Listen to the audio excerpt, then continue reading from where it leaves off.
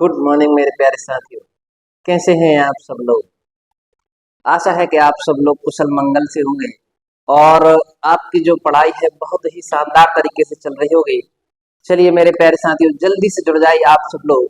आज जो है हम संविधान के इस सेशन में मौलिक अधिकार को पढ़ने वाले हैं, जिसमें कि अभी तक हमने मौलिक अधिकार से संबंधित 2 क्लासें देख ली है ना। आज जो है हम मौलिक अधिकार की तीसरी और फाइनल क्लास देखने वाले हैं। चलिए आप सब लोग जल्दी से इस क्लास की लिंक को शेयर कर दीजिए और हम इस सेशन को आगे बढ़ाते हैं। तो देखो मेरे प्यारे साथियों, अभी तक जो है हमने मौलिक अधिकार में पढ़ा था कि मौलिक अधिकार कहाँ से कहाँ तक दिए गए हैं आपको। तो आपने कहा जो हमारे पास मौलिक अधिकार है वो 6 प्राप्त हैं। कौन कौन से हैं? तो पहले सबसे पहले बताया गया था आपको, एक बार हम रिकॉल कर लेते हैं उन चीजों को। कौन कौन से अधिकार थे? मौलिक अधिकार। तो कौन कौन से मौलिक अधिकार हैं अपने पास? तो सबसे पहले आता है कौन सा आपका? समानता का अधिकार। कौन सा आता है आपके पास? तो आप बताते हो समानता का अधिकार, है ना। दूसरा कौन सा होगा आपका? तो दूसरा आपको बताया गया था स्वतंत्रता का अधिकार। कौन सा आता है आपका? स्वतंत्रता का अधिकार। जब 2 हो चुके हैं, तीसरा कौन सा आया था? जब स्वतंत्रता मिलेगी तो आपको पता है शोषण भी होगा, तो शोषण के विरुद्ध अधिकार।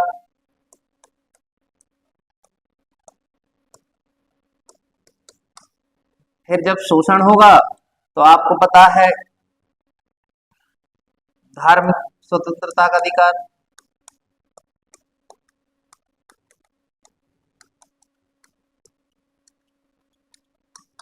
फिर इसके बाद जो आएगा आपका, जब धर्म करेंगे फिर अगला आएगा शिक्षा एवं संस्कृति का अधिकार। शिक्षा एवं संस्कृति का अधिकार। फिर इसके बाद आएगा आखिरी आपका संवैधानिक उपचारों का अधिकार। संवैधानिक उपचारों का अधिकार।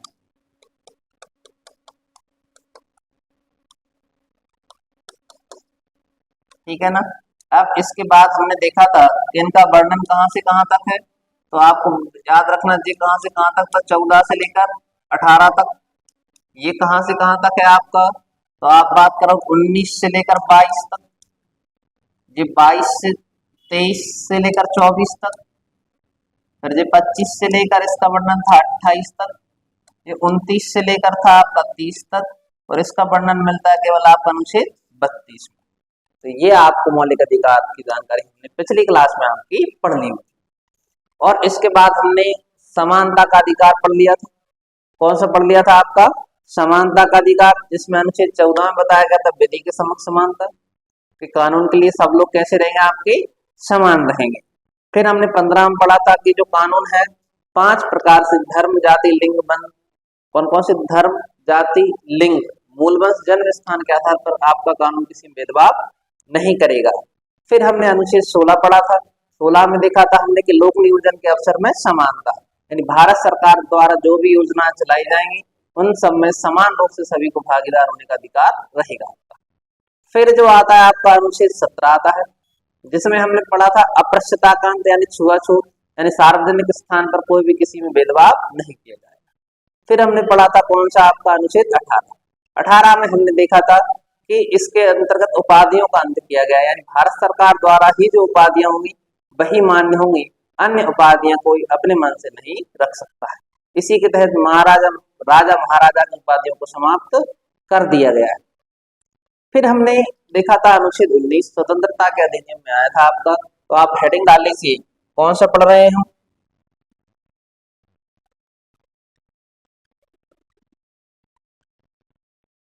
कौन सा पढ़ रहे हैं? तो आप हेडिंग डाल लीजिए, हम पढ़ रहे हैं स्वतंत्रता का अधिकार।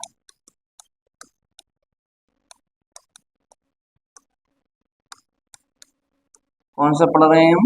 स्वतंत्रता का अधिकार। स्वतंत्रता का अधिकार कहाँ से कहाँ तक है? 19 से लेकर, आपको बताया गया था 19 से लेकर 22 तक इसका वर्णन हमें देखने को मिलता है। और अनुच्छेद 19 में, किसमें? अनुच्छेद जो है 19 में हमने चर्चा कर ली थी कितने प्रकार की? 6 प्रकार की मूल स्वतंत्रता, मूल स्वतंत्रताएं। अब एक बार और आप रिकॉल करें 6 कौन कौन सी थी। तो सबसे पहले हमने देखा था कि वाक एवं अभिव्यक्ति की स्वतंत्रता, वाक एवं अभिव्यक्ति की स्वतंत्रता।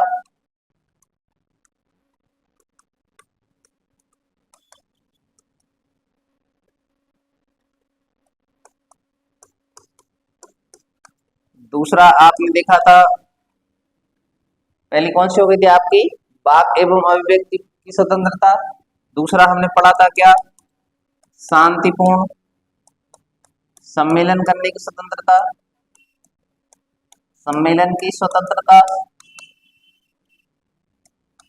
तीसरा लिख लीजिए आप, संगठन बनाने की स्वतंत्रता।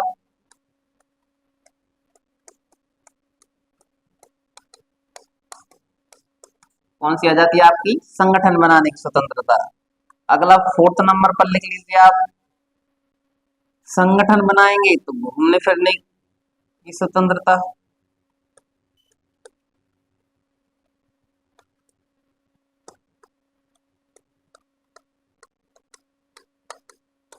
घूमने फिरने की स्वतंत्रता।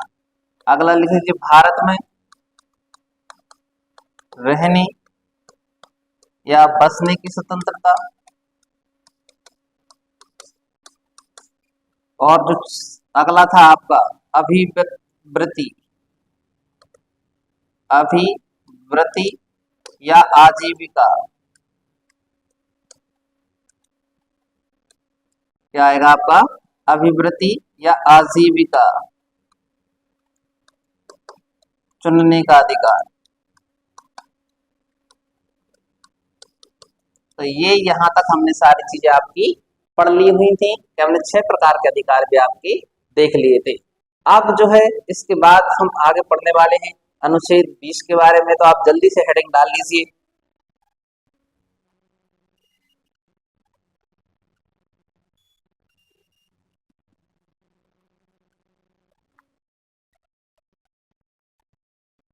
अगला जो अनुच्छेद आता है हमारा, अनुच्छेद कौन सा आता है आपका, 20 नंबर। इसमें क्या बताया गया आपका, तो अनुच्छेद 20 में बताया गया आपका दोष सिद्धि के संबंध में स्वतंत्रता बताई गई। किसके बारे में बताई गई है आपकी, तो आप हेडिंग डाल लीजिए, इसमें क्या बताया गया है, दोष सिद्धि के संबंध में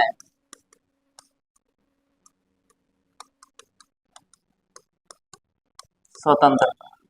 ये आपको याद रखना है कि अनुच्छेद 20 क्या बताता है हमें, तो अनुच्छेद 20 में बताया गया आपका क्या, दोष सिद्धि के संबंध में स्वतंत्रताएं। कौन कौन सी स्वतंत्रताएं होती हैं, तो ये आपके बारे में हम पढ़ने वाले। कौन सा पढ़ने वाले हैं, दोष सिद्धि के संबंध में स्वतंत्रताएं कितने प्रकार की होती है, तो याद रखना इसमें 3 प्रकार की बताई गई। कितने प्रकार की बताई गई हैं आपकी, 3 प्रकार की बताई गई हैं दोष सिद्धि के संबंध में स्वतंत्रता। कितने प्रकार हैं आपके, 3 प्रकार। अब वो 3 प्रकार कौन कौन से हैं, पहला याद रखिए कि पहला बताया गया, किसी भी व्यक्ति को एक अपराध के लिए केवल एक बार सजा मिलेगी। यानी इसमें क्या बताया गया, पहला, किसी व्यक्ति को एक अपराध के लिए, एक अपराध के लिए एक बार सजा। क्या कहा गया है, इसमें कहा गया है किसी एक व्यक्ति को या किसी व्यक्ति को एक अपराध के लिए सिर्फ एक बार सजा मिलेगी आपकी। दूसरा क्या बताया गया, अपराध करने के समय जो कानून है उसी के तहत सजा मिलेगी, ना कि पहले या बाद में बनने वाले कानून के तहत। इसमें इन्होंने ये बताया है कि भैया देखो, आपने आज मान लीजिए आपने कोई क्राइम किया है, तो आज का कानून क्या कहता है, उसी के तहत सजा मिलेगी, ना कि पहले के समय कानून क्या था। क्या आपका 2028 में जाके कानून क्या बनेगा, उससे आपको कोई फर्क नहीं पड़ने वाला है। यानी इन्होंने बताया है कि अपराध करने के समय, अपराध करने के समय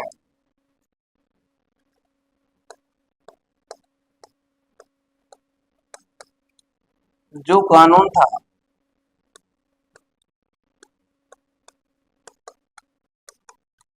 उसी के तहत सजा दी जाएगी।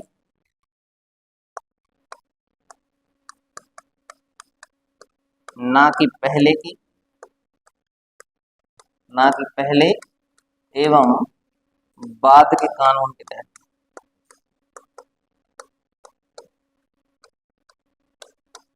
ये आपको याद रखना है। अब तीसरा केस क्या कहता है, किसी व्यक्ति को स्वयं के विरुद्ध न्यायालय में गवाही देने के लिए बाध्य नहीं किया जा सकता। यानी अब आप कहोगे आप अपनी गवाही दे लो भैया, फिर और सब लोग कहाँ जाएंगे। यानी इसी में बताया गया है कि किसी व्यक्ति को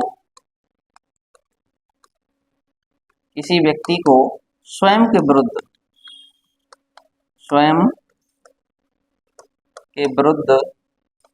गवाही देने के लिए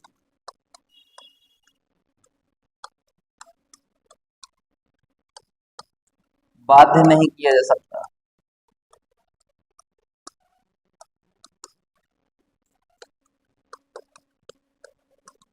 ये आपको याद रखना। इसमें क्या बताया गया है कि किसी व्यक्ति को स्वयं के विरुद्ध गवाही देने के लिए बाध्य नहीं किया जा सकता। तो ये हमने 3 केस पढ़ लिए, किसमें, अनुच्छेद आपका 20 में पढ़ दिए हैं। अब इसके बाद आता है आपका अनुच्छेद 21। तो आप हेडिंग डाल लीजिए,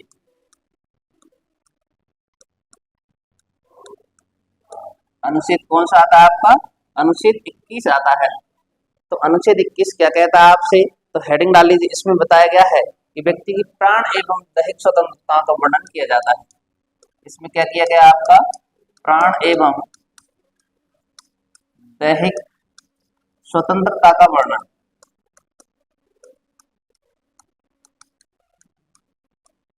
तो अगर आपसे पूछा जाए कि प्राण एवं दैहिक स्वतंत्रता का वर्णन किस अनुच्छेद में किया गया है, तो आप बताएंगे अनुच्छेद 20 में, कि व्यक्ति के प्राण नहीं ले सकते आप, उसके पास स्वतंत्रता है कि वो जिंदा रह सकता है भैया, है ना। इतना आपको याद रखना। कौन सी स्वतंत्रता आपकी, प्राण एवं दैहिक स्वतंत्रता का इसके बारे में वर्णन किया गया है। यानी आपको याद रखना, जीवन किसके बारे में बात की गई, जीवन और व्यक्तिक स्वतंत्रता से वंचित उसको नहीं किया जा सकता। यानी जीवन जीने का अधिकार इसी में दिया गया है। कौन सा आपका, जीवन जीने का अधिकार, जीवन जीने का अधिकार हर व्यक्ति के पास।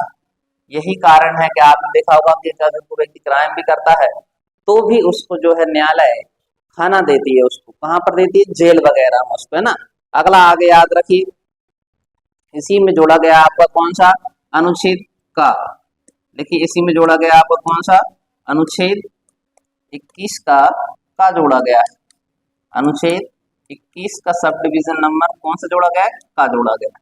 इसमें किसके बारे में जानकारी मिलती है, इसमें कहा गया है 6 से 14 वर्ष तक के बच्चों के लिए अनिवार्य शिक्षा का प्रावधान किया गया है। याद रखिए, इसमें क्या कहा गया है, 6 से 14 वर्ष, 6 से 14 वर्ष तक के बच्चों को अनिवार्य शिक्षा, अनिवार्य एवं निःशुल्क शिक्षा, अनिवार्य एवं निःशुल्क शिक्षा का प्रावधान किया गया है।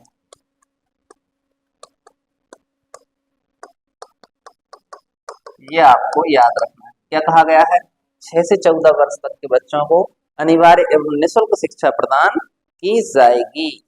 ये आपको याद रखना है। अगर पूछा जाए ये कब जोड़ा गया था, तो 86वां संविधान संशोधन के द्वारा इसको जोड़ा गया था। कब जोड़ा गया था, तो आप बताओगे 86वां संविधान संशोधन, 86वां संविधान संशोधन कब हुआ आपका, तो ये हुआ था 2002 में। तो याद रखना 86वां संविधान संशोधन कब हुआ आपका, 86वां संविधान संशोधन कब हुआ था आपका, 2002 में। इसमें क्या बताया गया है कि 6 से 14 वर्ष तक के बच्चों को अनिवार्य एवं निःशुल्क शिक्षा प्रदान की जाएगी। अब देखिए, अब इसके बाद हम आगे आते हैं, हमारा अनुच्छेद 21 भी कंप्लीट हो गया है। अब आता है अनुच्छेद 22। तो आप हेडिंग डाल लीजिए, क्या डालना है आपको, आप कहेंगे अनुच्छेद यानी आर्टिकल 22। अब आर्टिकल 22 क्या कहता है, तो इसमें बताया गया है कि कुछ दशाओं में, इसमें बताया गया है कुछ दिशाओं में गिरफ्तारी एवं नजरबंदी के संबंध में स्वतंत्रता है। इसमें बताया गया है कुछ दशाओं में गिरफ्तारी एवं नजरबंदी के संबंध में, नजरबंदी के संबंध में स्वतंत्रता है। ये आपको याद रखना। इसमें क्या कहा गया है कि कुछ दशाओं में गिरफ्तारी एवं नजरबंदी के संबंध में स्वतंत्रताओं की बात की गई है, तो ये आपको याद रखना है। अब इसमें क्या आता है आपका, तो देखिए कंडीशन आपको याद रखना है कि कितनी प्रकार की स्वतंत्रताएं प्रदान की गई। इसके संबंध में स्वतंत्रता दी गई केवल कितने प्रकार की, 3 प्रकार की आपको स्वतंत्रताएं दी गई। वो 3 प्रकार आपको याद रखना है। कौन कौन से हैं, पहला, आपको अगर किसी व्यक्ति ने गिरफ्तार किया है, व्यक्ति थोड़ी गिरफ्तार करेगा, पुलिस ने अगर आपको गिरफ्तार किया है तो याद रखना हिरासत में लेने का आपको कारण बताना होगा। आप पूछ सकते हैं उनसे कि भैया हमने ऐसा क्या कर दिया कि आपने हमें गिरफ्तार कर लिया, यानी आपको याद रखना है हिरासत में लेने का कारण बताना होगा। तो इसमें लिख लीजिए पहला क्या बताया गया है, हिरासत में लेने का कारण बताना होगा। दूसरा क्या कहता है, दूसरा केस कहता है जब आपको हिरासत में भी ले लिया, ठीक है ना, तो याद रखिए 24 घंटे के अंदर अब आपको दंड अधिकारी के सामने पेश किया जाएगा। तो लिख लीजिए कितने घंटे के अंदर अंदर, 24 घंटे के अंदर, 24 घंटे के अंदर, अब 24 घंटे के अंदर दंड अधिकारी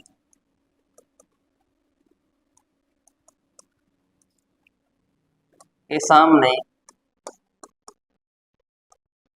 पेश किया जाएगा। कब पेश किया जाएगा, तो आप बताएंगे 24 घंटे के अंदर अंदर आपको पेश किया जाएगा। कब, अब इसमें देखो 24 घंटे कौन से हैं, तो 24 घंटे वो शामिल किया गया है। अब आपको अगर सोमवार को आपको हिरासत में लिया गया है तो मंगलवार को आपको पेश किया जाएगा। लेकिन मेरे प्यारे साथियों अगर आपको ऐसा नहीं है कि अब आप कहोगे रविवार को और शनिवार को हिरासत में लिया तो कल आपके लिए स्पेशल तरीके से नया कोर्ट खोला जाएगा, नहीं, 24 घंटे मतलब आपके वर्किंग डे में काउंट किए जाएंगे आपके। अब देखिए तीसरा जो है उसमें छुट्टियों को शामिल आपका नहीं किया जाता। अब देखिए अब इसमें क्या कहा है, तीसरा उन्होंने कहा है कि जो व्यक्ति को गिरफ्तार किया गया है उसे अपने पसंद के वकील से सलाह लेने का अधिकार होगा, है ना। जिसे गिरफ्तार किया गया है, गिरफ्तार किया गया है वह अपने पसंद के वकील से, अपने पसंद के वकील से सलाह ले सकता है, सलाह ले सकता है। ये आपको याद रखना है। इसमें बताया गया है कि जिस व्यक्ति को गिरफ्तार किया गया है वह अपने वकील से क्या ले सकता है, सलाह ले सकता है। इतना आपको याद रखना है।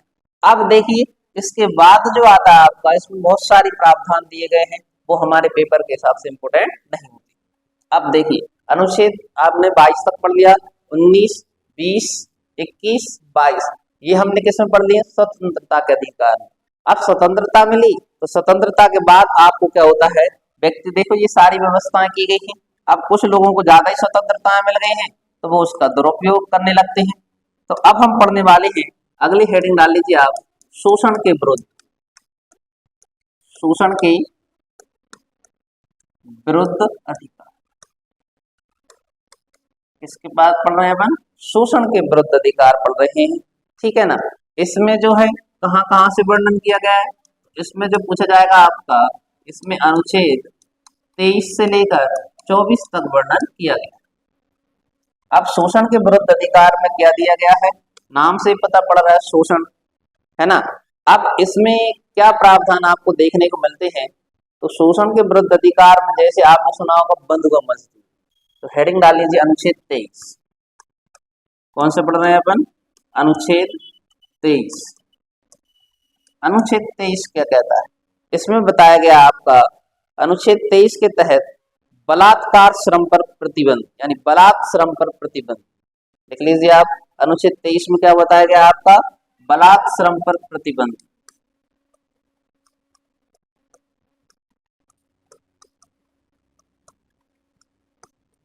अब बलात् श्रम प्रतिबंध समझ में नहीं आएगा, इसी को बोलते हैं बंधुआ मजदूर,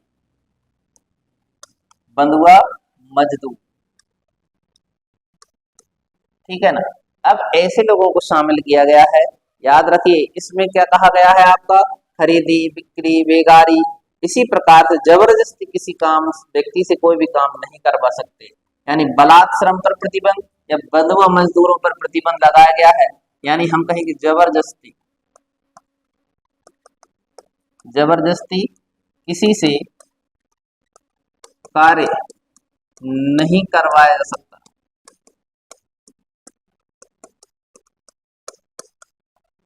अब इन्होंने यही बताया कि आपको पता है कि आज से कुछ समय पहले जो था व्यक्ति गुलामों की तरह रखे जाते थे, यानी उन्होंने कुछ पैसा उधार ले लिया तो ऐसा होता था कि उनको आजीवन उनके उधर ही काम करना होता था और वो किसी अन्य व्यक्ति के इधर जाकर काम नहीं कर सकता था।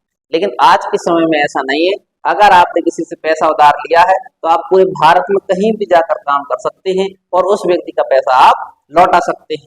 तो उसी पर उन्होंने लगाया है बलात् श्रम पर प्रतिबंध लगा दिया। ऐसे ही हम कह सकते हैं जिसको हम बंधुआ मजदूरों पर प्रतिबंध लगा दिया है, ठीक है ना। आप किसी भी व्यक्ति से जबरदस्ती कार्य आप नहीं करवा सकते हैं। अब इसी के बाद आता है आपका कौन सा अनुच्छेद, अनुच्छेद 24 आता है। अब इसमें क्या बताया गया भैया, ये बलात् श्रम पर प्रतिबंध था, ये है बाल श्रम पर प्रतिबंध। किस पर प्रतिबंध दिया गया आपका, बाल श्रम पर प्रतिबंध।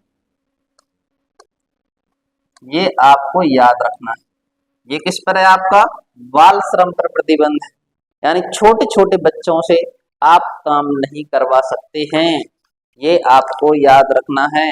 अब याद रखिए ये बालकों के नियोजन को का प्रतिषेध करता है, यानी बाल श्रम पर प्रतिबंध, यानी 6 से 14 वर्ष तक के बच्चे, 6 से 14 वर्ष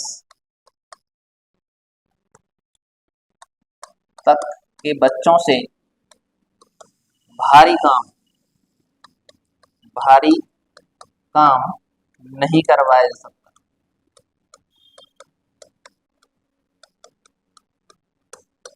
अब देखिए आप इनसे ऐसे काम नहीं करवा सकते हैं, है ना, जो उनके लिए जान का खतरा जहां से होता है, जैसे आप उद्योग खदान फैक्ट्री, इनमें आप उनसे काम नहीं करवा सकते। कहाँ नहीं करवा सकते आप, तो आप बता सकते हैं उद्योग, है ना, खदान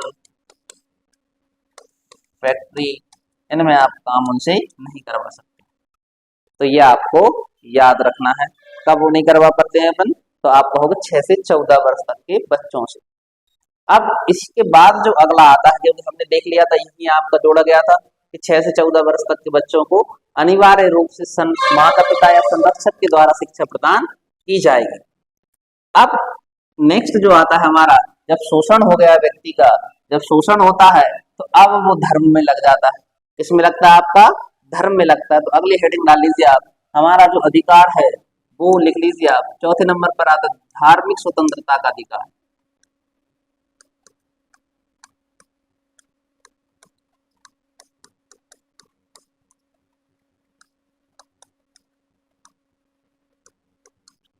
कौन सा आ रहा है आपका, धार्मिक स्वतंत्रता का अधिकार। अब धार्मिक स्वतंत्रता के अधिकार में कहां से कहां तक वर्णन किया गया है, तो आप हो गए इसमें जो है आर्टिकल 25 से लेकर 28 तक का वर्णन किया गया। कहां से कहां तक किया गया है, 25 से लेकर 28 तक इसमें वर्णन किया गया है। अब देखिए, अब हम इसमें चर्चा करते हैं कौन कौन से आपके आर्टिकल आते हैं। तो आप लिख लीजिए अनुच्छेद, अनुच्छेद आ गया आपका कौन सा, 25। अब अनुच्छेद 25 क्या कहता है, अनुच्छेद 25 क्या कहता है कि आप अंतःकरण से, अंतःकरण मतलब अपने अंदर से, मन से आप किसी भी धर्म को मान सकते हैं, आपको अन्य धर्म को मनाने के लिए बाध्य नहीं किया जा जाएगा। यानी लिख लिए अंतःकरण को मानने की स्वतंत्रता। याद रखिए इसमें लिखना अंतःकरण को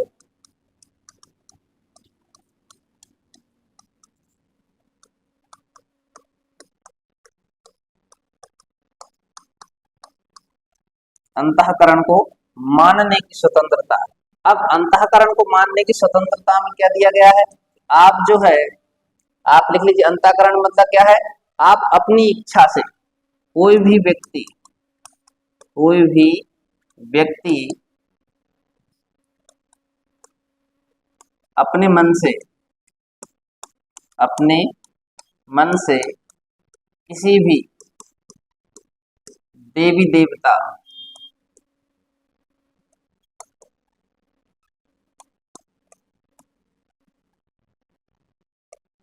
की पूजा अर्चना कर सकता है।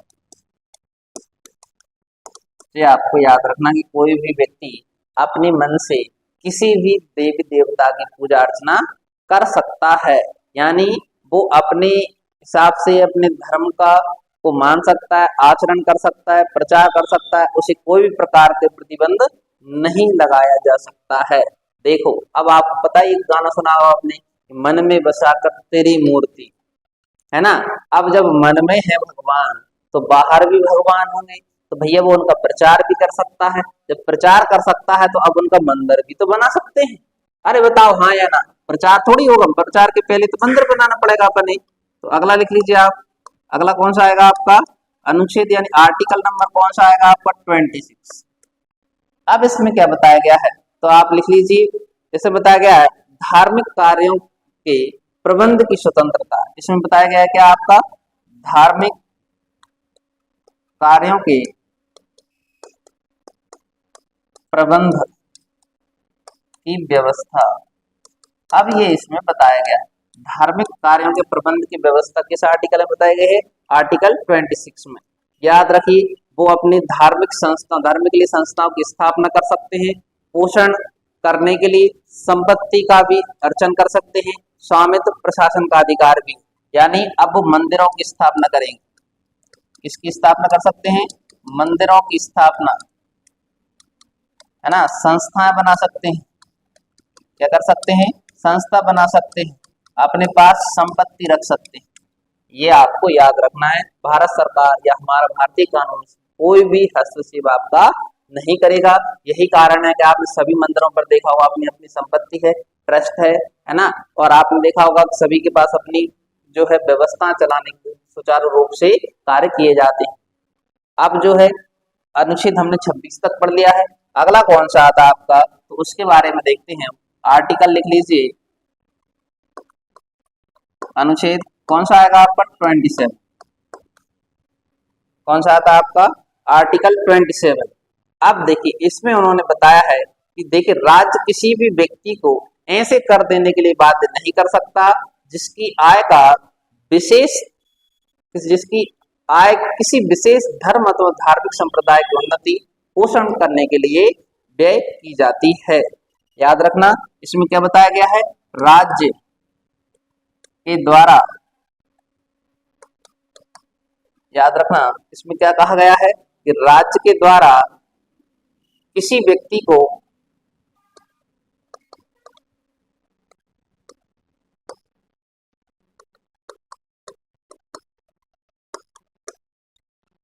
कर देने के लिए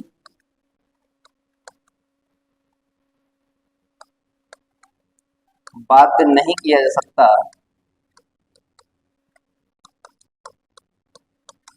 राज्य द्वारा किसी व्यक्ति को कर देने के लिए बाध्य नहीं किया जा सकता जिसकी आय विशेष रूप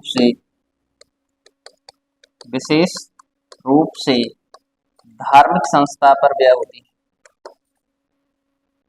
विशेष रूप से किस पर होती है आपकी, धार्मिक संस्था,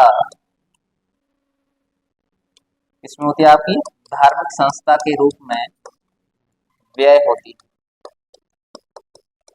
यानी याद रखना आपको, ये किससे संबंधित है आपकी, तो ये बताती है आपकी कि जो आपकी धार्मिक संस्थाएं उन पर कर से मुक्ति रहेगी आपकी। किस पर रहेगी आपकी, तो आप लिखना धार्मिक अभिवृद्धि हेतु कर से मुक्ति। इसी में बताया गया कि आपका शॉर्ट में जिसको हम कह सकते हैं धार्मिक अभिवृद्धि हेतु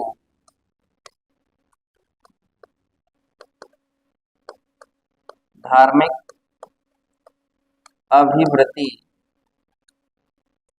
हेतु कर से मुक्ति के बारे में बात की गई है। अब जो है लास्ट बचता है हमारा, वो कौन सा आता है आपका 28। तो लिख लीजिए अनुच्छेद कौन सा आएगा आपका 28 के बारे में चर्चा करने वाले। अनुच्छेद 28 क्या बताता है, ये बताता है आपका शैक्षणिक संस्थानों में धार्मिक शिक्षा नहीं दी जा सकती। याद रखना, इसमें बताया गया है कि शैक्षणिक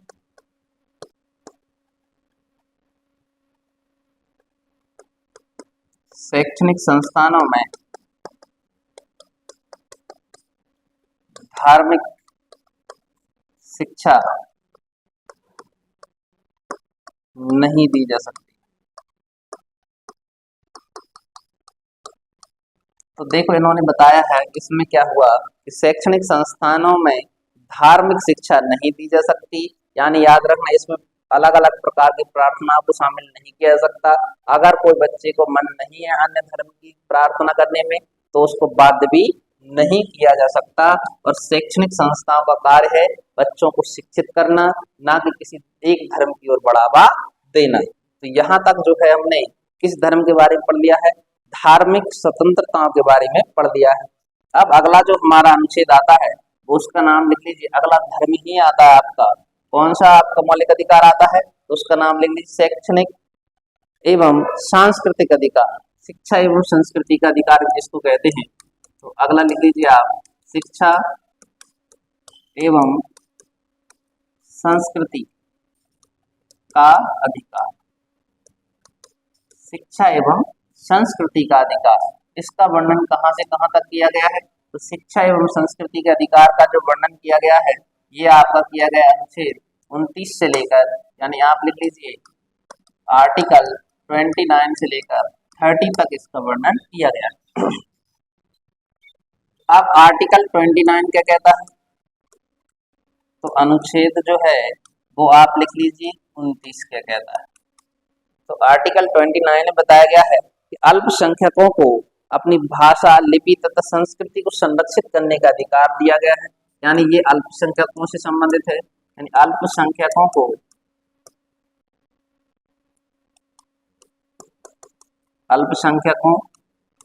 को अपनी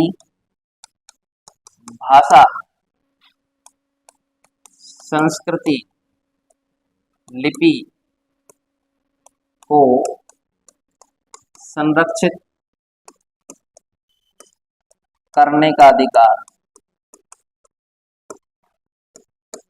याद रखना, अल्पसंख्यकों को अपनी भाषा, लिपि, संस्कृति को संरक्षित करने का अधिकार दिया गया है।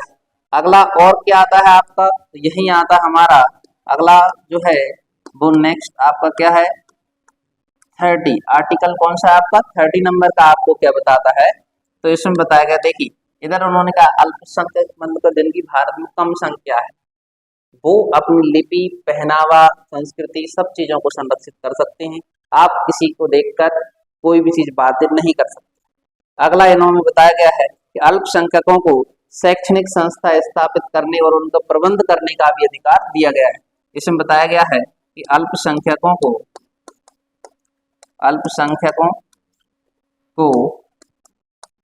शैक्षणिक संस्थान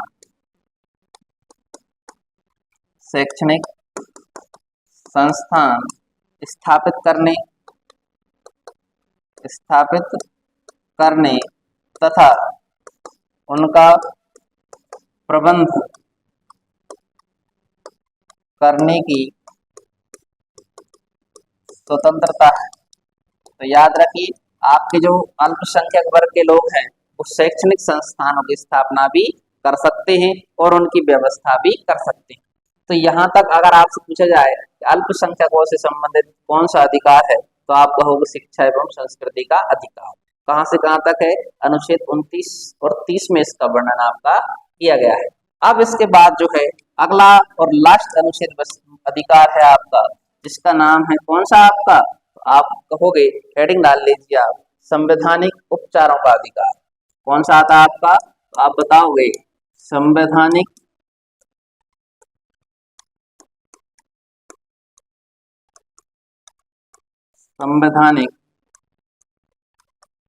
उपचारों का अधिकार।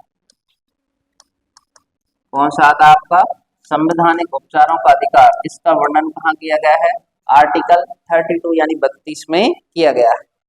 अब इसमें क्या किया गया है कि इसमें कहा गया है कि अगर किसी व्यक्ति के मौलिक अधिकारों का हनन होता है, याद रखिए इसमें कहा गया है कि अगर किसी व्यक्ति के मौलिक अधिकारों का हनन होता है तो वह आपका जो सर्वोच्च न्यायालय है, उच्च न्यायालय में आपका केस दर्ज करा सकता है। इसमें याद रखना, इसमें कहा गया कि अगर किसी के मौलिक अधिकारों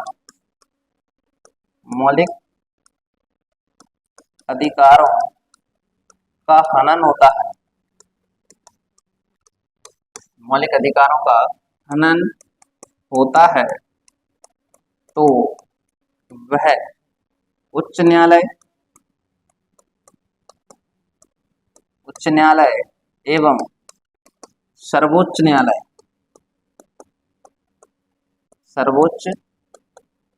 न्यायालय में अपील दर्ज करा सकता है।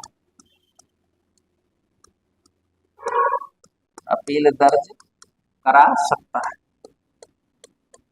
तो ये आपको याद रखना है। अगर किसी व्यक्ति के आपके भी अगर मौलिक अधिकारों का हनन होता है, ऐसा आपको लगता है कोई आपके मौलिक अधिकार आपसे छीन रहा है, तो आप उच्च न्यायालय और सर्वोच्च न्यायालय यानी हाई कोर्ट और सुप्रीम कोर्ट में जाकर अपनी याचिका दर्ज करा सकते हैं। अब याद रखिए, इसी में आपसे पूछा जाएगा कि जो है आपका सुप्रीम कोर्ट किस अनुच्छेद के तहत वर्णन करेगा आपका, और जो है आपका हाई कोर्ट किस अनुच्छेद के तहत आपकी सुनेगा। तो याद रखना, यही हम लिखने वाले हैं सर्वोच्च न्यायालय। किसकी बात कर रहे हैं अपन? सर्वोच्च न्यायालय और जो है उच्च न्यायालय, ये दोनों ही, इसका वर्णन है अनुच्छेद 32 में, इसका वर्णन किया गया है अनुच्छेद 226 में। तो ये दोनों ही पांच प्रकार की रिट जारी कर सकते हैं। क्या कर सकते हैं? आपकी रिट जारी कर सकते हैं। तो अगर याद रखना 5 प्रकार की रिट जारी कर सकते हैं, किस अनुच्छेद के तहत कौन कौन करते हैं? तो आप कहोगे उच्च न्यायालय भी कर सकता है और आपका सर्वोच्च न्यायालय भी आपकी रिट जारी कर सकता है। ठीक है ना? सर्वोच्च न्यायालय अनुच्छेद 32 के तहत और उच्च न्यायालय अनुच्छेद 226 के तहत आपकी रिट जारी कर सकते हैं। तो अब हम थोड़ी सी चर्चा करते हैं कि कौन कौन से प्रकार के रिट हैं। और याद रखना, अनुच्छेद 32 को ही याद रखना, यही हम बात करते हैं किसकी? कि अनुच्छेद 32 को, इसको अनुच्छेद 32 कौन सा है? अनुच्छेद 32 को डॉक्टर भीमराव अंबेडकर ने, इसको लिख लेना आप, डॉक्टर भीमराव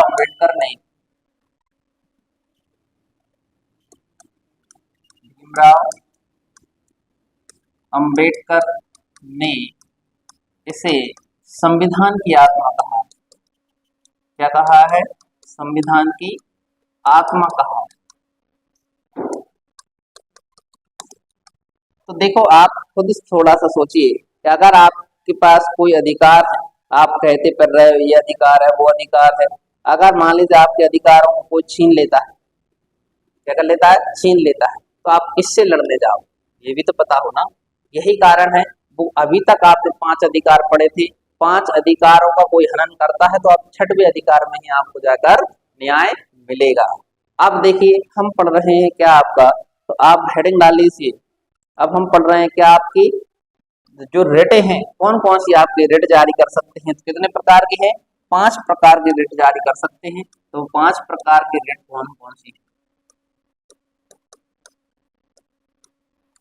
5 प्रकार के रिट।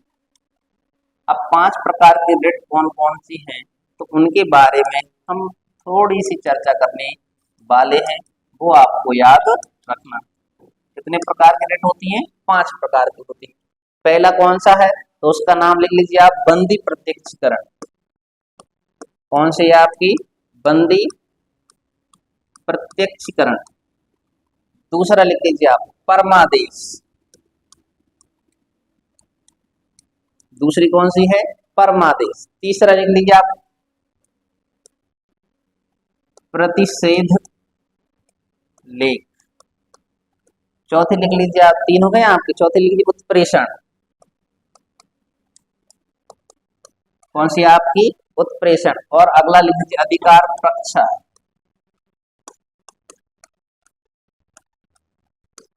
तो ये 5 प्रकार की आपकी जो है सुप्रीम कोर्ट और हाई कोर्ट जो है आपकी रिट जारी करते हैं। कितने प्रकार करते हैं? 5 प्रकार की आपकी ये लोग जो है रिट जारी करते हैं। अब इनमें क्या क्या वर्णन किया गया है, हम उनके बारे में थोड़ा सा पढ़ने वाले हैं, तो आपको सुनना है बस। क्या कहा गया है इसमें कि पहले बात है बंदी प्रत्यक्षीकरण। कौन सा है? बंदी प्रत्यक्षीकरण। इसमें कहा गया है यह उस व्यक्ति की प्रार्थना पर जारी किया जाता है, यानी जो व्यक्ति आपका गिरफ्तार किया गया है, यानी यह उस व्यक्ति की प्रार्थना पर जारी किया जाता है जो यह समझता है कि उसे अवैध रूप से बंदी बना लिया गया। बंदी प्रत्यक्षीकरण किसके रूप में जारी किया जाएगा? उस व्यक्ति के संबंध में जारी किया जाता है जिसे ऐसा लगता है उसे अवैध रूप से बंदी बना लिया गया है। इसके द्वारा न्यायालय बंदी करने वाले अधिकारी को आदेश देता है कि वह बंदी बनाए गए व्यक्ति को निश्चित स्थान पर निश्चित समय के अंदर उपस्थित करे और बंदी बनाए जाने के कारण पर भी विचार करे। यानी अगर आपको बंदी बनाया गया है तो आपका न्यायालय आदेश देता है कि इसको बंदी क्यों बनाया गया है, कारण क्या है, और इसको आप प्रस्तुत करें हमारे सामने। फिर दूसरा आता है कौन सा आपका? परमादेश। ये परमादेश का लेख उस समय जारी किया जाता है जब कोई पदाधिकारी अपने सार्वजनिक कर्तव्य का निर्वाह नहीं करता है। इसमें क्या बताया गया है परमादेश में कि जब कोई व्यक्ति अपने सार्वजनिक पद के कर्तव्य का निर्वाह नहीं करता है, तो इस प्रकार आज्ञा पत्र के आधार पर पदाधिकारी को उसके कर्तव्यों का पालन करने का आदेश दिया जाता है कि भाई आपका कर्म क्या है, आपको वो काम तो करना पड़ेगा। अगला आता है प्रतिषेध लेख। कौन सा आता है? प्रतिषेध लेख। यह जो है आज्ञा पत्र सर्वोच्च न्यायालय तथा उच्च न्यायालय द्वारा निम्न न्यायालय में अर्ध न्यायिक संस्थाओं को भेजा जाता है। इसमें क्या दिया जाता है कि आपके पास जो भी मामले हैं जो आपके अभी पेंडिंग डले हुए, आप उनको जल्दी से उनकी सुनवाई करें। अगर आपसे सुनवाई नहीं होती है तो आप उनको हमारे पास भेज दें। अगला आता है उत्प्रेषण। कौन सा आता है आपका? उत्प्रेषण। उत्प्रेषण में क्या दिया गया है? इसके द्वारा अधीनस्थ न्यायालय को निर्देश दिया जाता है कि वह अपने लंबित मुकदमों का निर्णय समय पर करें, और अगर नहीं है तो वरिष्ठ न्यायालय को भेजें। ये दोनों एक दूसरे के थोड़े से आपके समान ही है, प्रतिषेध लेख और उत्प्रेषण। अब अगला आता है अधिकार प्रक्षा। कौन सा आता है? अधिकार प्रक्षा। इसमें बताया गया कि जब कोई व्यक्ति ऐसे पदाधिकारी के रूप में कार्य करने लगता है जिसके रूप में कार्य करने के लिए उसे वैधानिक रूप से अधिकार नहीं होता है। जैसे कि वर्तमान में आपने देखा होगा कोई व्यक्ति, जैसे सरकारी प्राइवेट स्कूलों में भी घोषणा हो चुकी है कि अब आपके बिना बीएड डीएड वाले व्यक्ति स्कूलों में नहीं पढ़ा सकते, कि अगर अभी भी कोई व्यक्ति पढ़ा रहा है तो उस पर कानूनी कार्यवाही आपकी की जा सकती है। इसमें यही बताया गया है कि जब कोई व्यक्ति ऐसे पदाधिकारी के रूप में कार्य करने लगता है जो कि वैधानिक रूप से उसके लिए अधिकार नहीं है, तो न्यायालय अधिकार प्रक्षा के आदेश पर उस व्यक्ति से पूछता है कि वह किस अधिकार से कार्य कर रहा है, और जब तक वह इस बात को संतोषजनक उत्तर नहीं दे देता है तब तक वह उस पर कार्य नहीं कर सकता है। ऐसे जो थे मेरे प्यारे साथियों आपके मौलिक अधिकार थे, है ना। यहाँ जो है आपके 5 प्रकार के रिटों के बारे में चर्चा मिलती है। तो आपसे पेपर में विजिबल इतना सब पूछा जाता है कि 5 प्रकार की रिटें कौन कौन सी हैं, या ऑप्शन में लिख देंगे निम्नलिखित में से कौन सी प्रकार की आपकी न्यायालय रिट जारी नहीं कर सकता। 3 इनमें से दे देंगे, एक चौथा अलग से रख देंगे आपका। तो आशा है कि आप सबको यहाँ तक क्लास समझ में आई होगी। मिलते हैं अगली क्लास में, और कुछ जो है उसमें आपके मौलिक अधिकार से संबंधित जो क्वेश्चन बनेंगे उन सबको हम सॉल्व करने वाले। अगर यहाँ तक आपको क्लास समझ में आई है तो आप ज्यादा से ज्यादा लोगों को इस क्लास को शेयर करें। मिलते हैं ब्रेक के बाद। धन्यवाद।